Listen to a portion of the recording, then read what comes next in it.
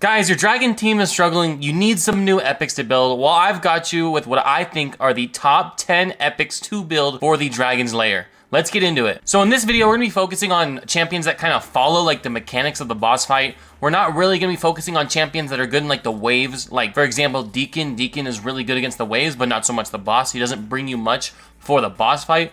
So we're gonna be focusing on mainly champions that have like poisons and cleanses and actually things that are going to help you against the mechanics of the boss themselves, right? Because there's tons of good revivers in this game, and if I did like epics that revived or epics that dropped defense, then they would kind of take up the list. But those are just generally good epics. I want to focus on epics that really are going to help you in the Dragon's Lair. So you're going to see a lot of cleansers and a lot of poisoners. So number 10 on our list is going to be the one, the only Doom Priest. She's in the Knights Revenant. If you have a Doom Priest on your account, I highly recommend that you build her. She is fantastic. So what makes her so good? It's not the A1. It's not the A2, alright? The A2 is nice. Increase attack on your whole team. You'll hit the boss a little bit harder, alright. But really, what she's here for is this passive. Now, this passive happens every time she takes a turn. You don't need to click anything. It just happens on its own, so it's freaking awesome. It's a 7.5% heal, and it removes one random debuff. Well, the boss, the dragon, he can actually stun you, and he can load you up with poisons. So this passive, when she takes a turn, she's guaranteed to remove at least one of the debuffs on you. It could be poison, it could be a stun, it's random, but it's gonna remove something, and it's either gonna keep you alive or remove a stun and let you take a turn with a champion that previously was gonna be stunned for a whole turn. So she is number 10 on our list. And if you're new to Raid Shadow Legends, you gotta start playing this game, or if you just wanna make a second account, there is a fantastic starting link in the top of the description or the pinned comment. It's gonna give you a free legendary champion. It's the only starting link out there that gives a legendary champion. You're going to get Karato Fox Hunter, a really good damage dealer. He's going to hard carry you for the first couple weeks on your account. Really good damage dealer in PvP and any wave-based content when you're climbing through the campaign. He's also got really good crowd control on his skills as well. So if you want all this stuff, make sure you hit that link in the description or in the pinned comment. Guys, number 9 on our list, he's an oldie, but he's a goodie. He's such a goodie. Guys, he is aged like fine wine, the finest of wine. I would name a wine, but I don't drink wine, so I don't know one to name off the top of my head. But let's pretend like it's the fanciest wine. Think of the fanciest wine you know. This is how this guy's aged. He's fantastic. Steel Skull coming in at our number 9 spot. Why? He has an okay chance to land poisons on the A1. Poisons are a really good source of damage on the boss. So he has a solid chance to land poisons on his A1. Pretty good. He also has a cleanse and a 40% heal on a 3-turn cooldown for your most important champion. So you could use this cleanse on like your reviver to keep them alive. That way if your team dies, your reviver can bring everybody back to life. Super strong. It's a huge cleanse and a huge heal. Really good at keeping a specific champion you need alive. And then he has a increased defense, the big version, 60%, and a heal on all of your allies by 20% of their max HP. So the boss is hitting you, you're taking tons of poison damage. He comes in, puts on increased defense, so not only does the dragon's hits do less, but now he's healing you, so he's healed some of the damage you've taken from poison, maybe even healed you back to full health, depending on how low you were. And this is on a 4-turn cooldown. You'd like it to be on a 3, but still a 4-turn, not bad. And then his aura is not going to help us in this dungeon, unfortunately. Number 8 on our list is the one, the only Rowan. Now, why is she so good? Let me tell you. Under A1, there's nothing special here. She just has a good chance to land heal reduction. That's really only going to help you in the waves with like Apothecary, so she's not really bringing anything to the table with her A1. Her A2, though, attacks 3 times at randoms and has a really solid chance to play stun. So during the waves, she's actually going to be pretty solid for the waves. I know I said we wouldn't focus on champions that deal with the waves, but her kit itself is good for the boss. This is just a bonus. So she has a good chance to stun enemies in the waves, allowing you to get through waves just a little bit easier. And really her big skill, this is why I chose her, because this is so good for the boss. It is an attack one enemy 4 times. Each hit books to a 100% chance, 100, of applying a 5% poison debuff for 2 turns. 4 poisons, guys. You can only land 10 debuffs on the dragon. On anybody in this game, only 10 debuffs can go on at a time. She's going to do 40% of the dragon's debuff bar and fill it with poisons. On a 3-turn cooldown, 4 poisons. That's insane. She's also void affinity, so no affinity mismatches. No matter what affinity the boss is, she's gonna land 4 poisons as long as you have enough accuracy. That is really good damage for the boss, combined with her decent control of the waves. Not full control of the waves, but in my opinion, her A2 is decent control of the waves. It's a very good kit for Dragon. I think well deserving of our number 8 spot. Guys, our number 7 champion is just that good. He's not even bringing poisons, but I like him. I think he's that good. He really, maybe I'm a little biased. He kind of hard carried me when I started playing the game. Like, I pulled him out of my, like, 4th or 5th Void Shard, hard carried the heck out of my account. I'm talking the one, the only Runekeeper Dazer, alright? Coming in at an astounding 2'4", he's still bringing more value than most of the guys that are like 6 feet tall, right? Shout out to my short kings, this one's for you. So why is he so good? This A1 is okay. It lands a leech on the boss. If you build him with accuracy, I typically don't recommend building with accuracy, but if you have enough accuracy, you land a leech on the boss. What leech does is when you attack anything that has leech on it, you heal by 18% of the damage that you do. So maybe you land this on the boss and it's going to help you stay alive a little bit easier, especially your damage dealers. If they hit harder, they're going to heal more. So the A1's decent, not amazing. The A2, however, places an increased attack on all your allies and gives you a nice turn meter fill. That's really, really good at boosting in front of the waves, boosting in front of the boss, and doing more damage. But really, his A3 is what made me want to add him to this list. His A3 is phenomenal. Let's check it out. Removes all debuffs from all allies. Every single person on your team is getting fully cleansed. Then he heals them by 25% of his HP, which means you just build his HP high. Your other teammates, you can build their HP how you want it. His HP, you build it high, and he's going to heal your entire team based on his own health. For anybody that's new to the game, heals that are based on the champion who's casting its HP are the strongest types of heals in the game. Usually when it's based on your ally's HP, it's not as good because you're not going to build your entire team tanky. Your damage dealers aren't going to be tanky. But if I build this guy with 100,000 health, I'm going to heal everybody by 25k. Well, my damage dealer might only have like 30, 40k health. That's almost a full heal. And he places a continuous heal buff for 2 turns on any ally that has 1 debuff removed. Or more. More is fine. But as long as they have at least 1 debuff removed, he's hooking you up with a bonus heal. Not only does he stack that first heal and give you a giant heal, then he's like, hey, you know, I'm not gonna get back to this cleanse for, 4 more turns, but here's some leftover healing to hopefully keep you alive a little bit longer. Like a little parting gift. It's quite nice, this continuous heal. So well deserving of number 7 on our list. All right, number 6. Number 6, maybe I'm a little bit biased again. I love this guy, but I really, really think once I tell you guys about his kit, you'll think, okay, he deserves number 6. It's gonna be Aox. Now, Aox, his A1 is about the same as Steel Skulls, just a chance to land poisons on the boss or on anybody, but it's good for the boss because poisons are good damage. If you haven't already learned that, I'm gonna say it about 10 more times. Poisons are good damage for the boss. His A2 is a really nice heal on a 3-turn cooldown. It starts off being a small heal, but let's say you're attacking the boss and you've got Aox and Rowan on your team. Rowan lands those 4 poisons on the boss. All of a sudden, this goes from a 10% heal to a 20% heal because it adds 2.5% for each debuff on the target. So if somehow you get the boss's debuff bar to that full 10, this will be a 35% heal. Granted, it's not based on Aox's HP, it's based on your teammates' HP, so keep that in mind. It's not as good as Runekeeper Dazer's heal, but it's still a really solid heal at keeping your team alive. His A3 is really, really good for the boss and the waves. So on the waves, you're going to land decreased attack, you're going to push back the enemy's turn meter, that way they don't take their turns as often, and if they still have too much turn meter, which is one of the requirements, you're going to land a decreased crit rate. So now the enemy cannot critical hit you because bosses and adds, unless otherwise specified, only have 15% crit rate. Well, if he puts decreased crit rate on them, now they can no longer crit you, making runs so much more consistent.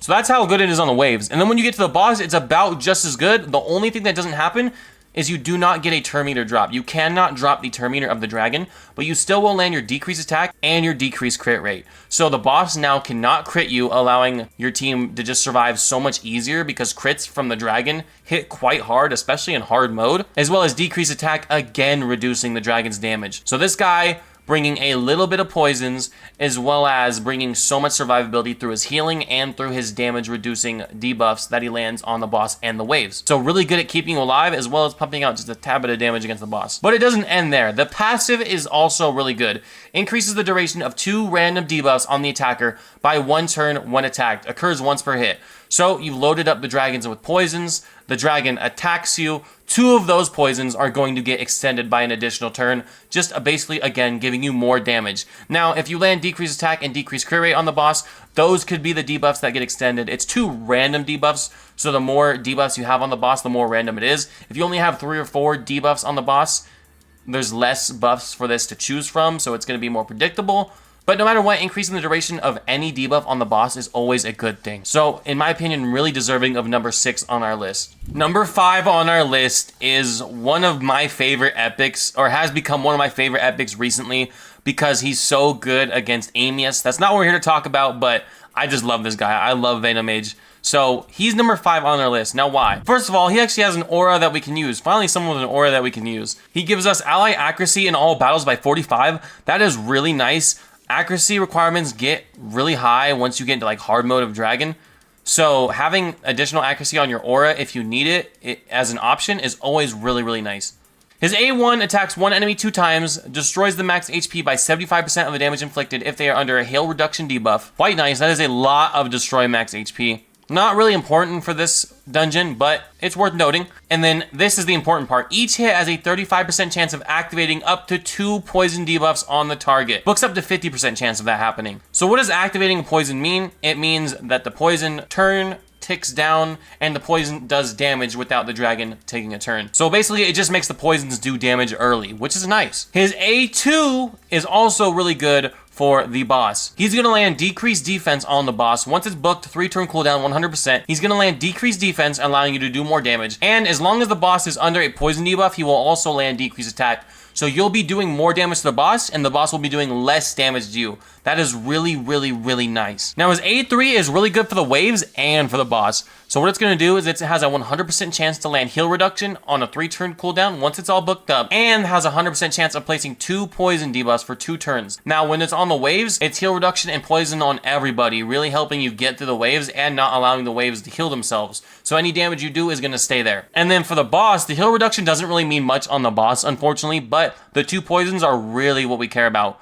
Those poisons, again, like I've said 10 times, do so much damage to the boss. So basically, this is just a really good skill at damaging the boss because of those poisons. And you can also activate them with your A1. Keep that in mind. You can activate the poisons with your A1. And then his passive, enemies under heal reduction debuffs inflict 15% less damage. That doesn't sound like a lot, but that's actually a really, really, really nice damage reduction. So previously, the heal reduction didn't matter if you landed it on the boss, but if you land the heal reduction on the boss, you actually get a little like damage reduction. So it's not, even though it's not stopping the boss from healing because the boss doesn't do any healing, it's still going to make the boss do less damage to you, which is nice. And this is when this attacks all enemies, now all the wave adds are going to do 15% less damage to your team, allowing your team to stay alive so much easier. So Venomage, well deserving of number 5 on our list. Number 4 in the Skinwalkers, can you guess who it is? Alright, it's a Kemptum. Okay, so a Kemptum, we're actually going to start with the aura. Increase ally speed in all battles. Speed in all battles auras are by far the best, the most useful, and the most important to have on your team. So he will definitely be your leader unless you have a better speed in all battles aura. He's going to be the leader on your team.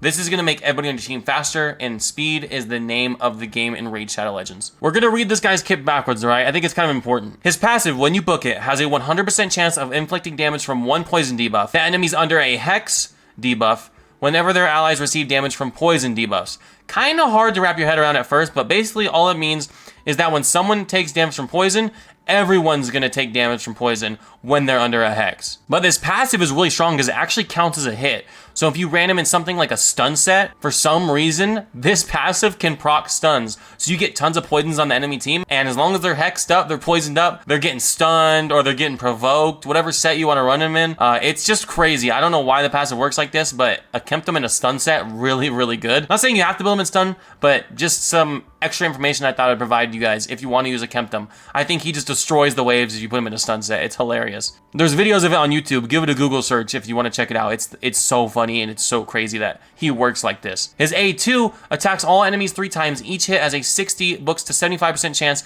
of increasing the duration of any hex debuff on the enemy by 1 turn. If they're not under hex, don't worry. Has a 75% chance of placing the hex debuff for 2 turns. That's a 75% chance per hit times 3. So you're pretty much going to land that. 3 hits at 75% chance is almost guaranteed to land on a 3-turn cooldown. So you're easily going to keep everybody hexed. This is going to absolutely destroy the waves. It's not going to bring a lot to the boss, but I still think he is really good for Dragon because of his A1 and his aura, which we will get into his A1 in just a second. So he's going to be really, really good for the waves. Now, so far, he doesn't look insane for the boss, but his A1 is going to change that. His A1 attacks one enemy 3 times. Each hit has a 50% chance when booked of placing a 5% poison debuff for 2 turns. And if the target is under a hex debuff, each hit also has a 40% chance, books a 50% chance of applying a debuff spread effect, taking 1 random debuff from the target and placing it on all enemies. So he can spread the poisons with his A1. But when it comes to the boss, he's just going to land poisons on the boss, giving you, again, really, really good damage because poisons, again, are good damage against the boss. So he absolutely destroys the waves with his kit, and he's decent for the boss with his A1, and the aura is going to help all of your team be more decent the entire fight. So he's not as good for the boss as some of the other champions we've talked about, but I still think he's deserving of the number 4 spot just because of how he crushes those waves and supports your team really well with this aura. All right, guys, our top 3 are all insane champions, and number 3 is actually free. I am talking about Dark Kale. So if you chose Kale as your starter champion, don't move out of the way, all right? Dark Kale is coming in. I'm just kidding. Dark Kale is actually quite a different champion from the regular Kale. But he's still, in my opinion, top 3 epic for the Dragon's Lair. But what does he do, all right? Let's start with the A1. Attacks one enemy 3 times. Each hit has a 35% chance to instantly activate 2 poison debuffs. Okay, so just as good as like Venomage's A1 already, but it's 3 times. I believe Venomage's was 2 times. Or 1 poison debuff and 1 HP burn debuff. So if you have an HP burner on your team, he's still gonna activate that burn, which is nice. Again, activation just makes the poison or the HP burn do damage instantly instead of letting the dragon take a turn for it to do damage. His A2 is going to be really good against the waves and against the boss. Attacks all enemies, has a 100% chance when booked on a 3-turn cooldown of placing decreased attack for 2 turns, and each critical hit also has a 75% chance, books to 100% chance, of increasing the duration of all debuffs on the target by 1 turn. So you're getting a debuff extension, making your poisons, making your decreased attack, making any debuff you have last longer, and decreased attack, we've gone over it already, is really, really good at keeping your team alive. The waves are going to do less damage, so you can survive those easier, and the boss will do less damage, so you can survive that easier. That's not where his damage reduction ends, though. He actually has some more really good damage reduction in his kit. His A3 is insane. Books to a 100% chance of placing 3 poisons and a poison sensitivity debuff on the target for 2 turns. You are landing 3 poisons on whoever your target. When you get to the boss, you're landing 3 poisons on the boss. Guaranteed. And poison sensitivity. What does poison sensitivity do?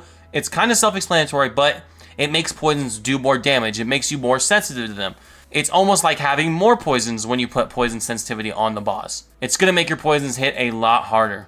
And finally, his passive, where things get really crazy and what make him deserve the top 3 spot in my opinion. Decrease the crit rate of enemies under 2 or more poison debuffs by 15%. What did we say earlier? Enemies have 15% crit rate unless otherwise specified. This means that if anybody is under 2 or more poisons, they cannot crit you. The dragon that you're loading up with poisons can no longer crit you. On top of a decreased attack, that is so much damage reduction. And on the waves, let's say you have them with a Kemptum, just spamming poisons, spreading poisons throughout all the waves. Now the waves aren't critting you anymore, and they have decreased attack on them. The waves are hitting like wet noodles, making the content so much easier to swallow and charge right through. Number 2 on our list, and number 1 on our list, share something in common. They were both so good that they got nerfed, and they are still fantastic. Number 2, Myac Priest Ornn. He is one of the best solo champions for like normal Dragon's Lair. Soloing Dragon's Lair hard is quite difficult with champions that aren't legendary, but Myac can very easily solo like Dragon Stage 20, which is so good for your account, allowing you to bring in food champions and get extra levels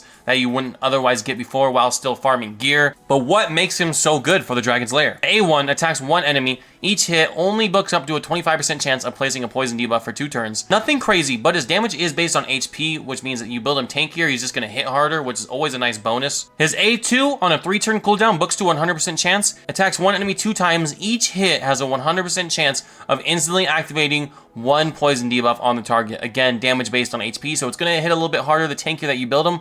But just exploding the poisons twice is really nice. Really good damage against the boss and against the adds if you're using him as a solo champion.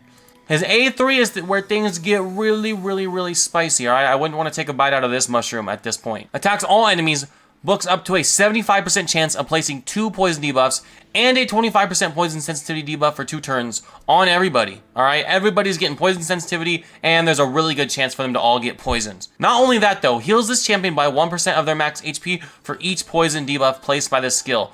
So not only is he putting out DPS, he's also healing from this skill. So it's like a really good like combo skill. Like he's doing damage, but he's also keeping himself alive, sustaining himself. Really, really, really nice. I wish it was a 100% chance, but still, this guy is just so good the way he is that they had to nerf him because this was way, way, way too strong when it first came out. And then his passive is super nice as well. Whenever a poison debuff is activated on an enemy, increases this champion's HP and defense by 5%. Stacks up to 25%, resets each round. So there's 3 rounds in the Dragon's Lair. You're gonna have to build this back up every round. But 25% additional HP and defense is crazy. Let's say you had 100,000 HP on this guy, which is not super hard to get. Now you have 125,000 HP after 5 poisons activate, just making you that much tankier, as well as you get 25% more defense, so you become way more than like 25% tankier. At that point, you're probably like 30-40% tankier because of the HP and defense combo. But number 1 on this list, again, a champion that was so good that they had to nerf him. Where is he? Where is he? And the Ogren Tribes, alright. He is probably one of the harder ones to get because he is a Void Epic, but it's Uragrim, alright? Now what makes him so great? Well, we talked about how good the Speed Aura was on a Kemptum, right? This guy's is better. 20% instead of 18% on everybody. This guy is also capable of soloing the dragon, by the way, just like our last pick was. So right away, the Speed Aura already just skyrockets his value. I mean, 20% in speed in all battles, this is better than most of your normal affinity legendaries. A very typical Speed Aura for a legendary is 19%. So he comes in and beats that as an epic. And then we have the A3. Places 2 5% poison debuffs on all enemies for 2 turns on a 4-turn cooldown. No chance to land it. It's just 100%, right? There's no, I don't have to specify when it's booked, it's 100%. It's 100% off the rip. Also places a 15% continuous heal buff on all allies for 2 turns. Kind of like my Celiac's last ability, where it was healing and poisons on the same skill. Again, he's bringing healing and poisons on the same skill, but it's guaranteed poisons, unlike my Celiac's, and it's a guaranteed heal for the entire team. My Celiac's heal also was guaranteed, but this heal that Uragrim has is on everybody. His A2 is almost the exact same as Steel Skull's A2 that made him so good and put him on the list.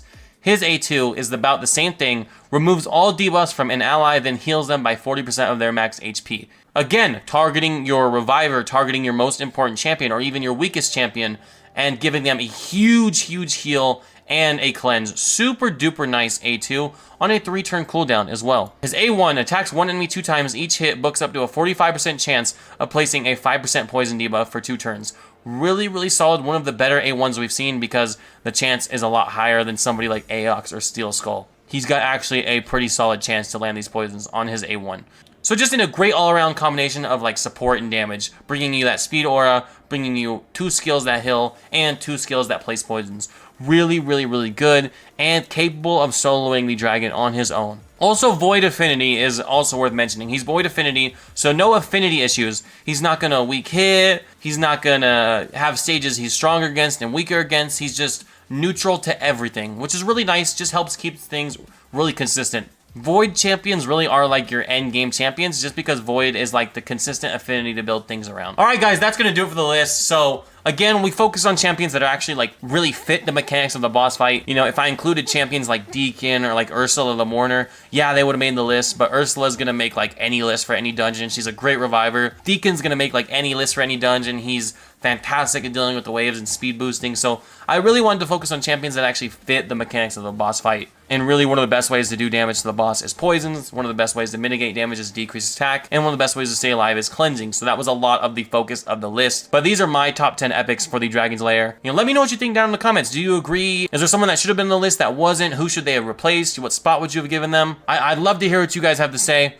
Hopefully, if you're, you know, getting ready for that next 3x speed event or getting ready for that next fusion, hopefully this is going to help you build some champions, know who to build to farm the Dragon's Lair. Just that much easier. As well as consider giving one of our top 1 and top 2 champions a build. If you build them in regen gear with enough accuracy, they are more than capable of soloing stage 20 with some food. That'll do it for me, guys. I've been Grange Katie. I'll see you in the next one. Peace out.